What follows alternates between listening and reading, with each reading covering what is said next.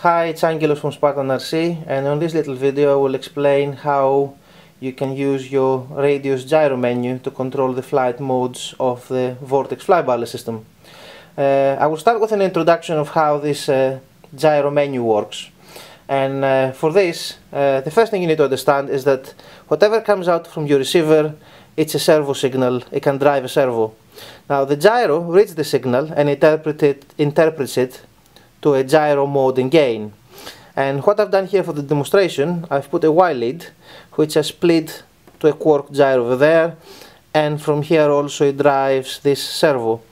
And you will see that as I go between two different modes on the radio, the servo moves left and right. Now the way the gyro interprets this information, when the servo is pointing towards the left, you can see we're in rate mode, and the gyro is also red. As you know from the quark gyros, red means rate mode. And when I change to the other flight mode, which uses heading hold, now the servo has moved to the right, and also we're getting blue on the quark, which means it's in heading hold. The gain is set by controlling the servo movement. So the higher gain we set on the radio, the farther away the servo moves. And similarly on the left side, the higher value you set, the further away the pointer moves from the midpoint of the servo. Now we can use this menu, and the reason for this is that most modern radios now will let us have 4 different gain values, one for each flight mode. And that gives us an advantage when we want to set up the flight modes of the Vortex.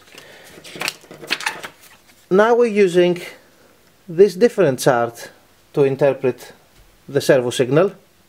That's what the Vortex will do internally. So when you're in normal mode, we set a gain value which makes the servo point to the letter N on this chart. In idle lap 1, we can choose a different value that makes it point to 1. And in idle lap 2, we have a different value that points to 2. So we've used the different settings on the gyro menu here, and every setting makes the servo move to a different point, and that location of the servo now tells the Vortex what flight mode to select. Now obviously you don't have this chart, but the Vortex has something very similar for you. If you go to the setup menu and in the transmitter live view, there is a little slider at the bottom of the screen which for the gyro, and it shows you a letter on it, and that letter will tell you whether the signal makes you point to N, 1 or 2. And that's all you need to know, because as soon as you see that letter in the data pod, all you have to do is, you know, tweak the value until you find the correct mode that you need. So the primary reason we use the gyro menu on the radio is because it allows to set different positions, and of course you have the benefit that you can have the hold as well, which is a fourth position. Now some of the little bit older radios, so maybe not the high-end ones, they don't necessarily have a fourth gyro gain for the hold, and I think there's 1 or 2 JR radios that do that.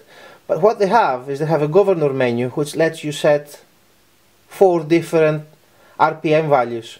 And it's the same thing, because the governor RPM signal, again, it's a servo signal that will drive, can drive a servo. So we can use on the radio, we can use the governor RPM menu, and again we select the value that makes the Vortex select the correct flight mode. I think that's all for now, and I hope you find this video useful.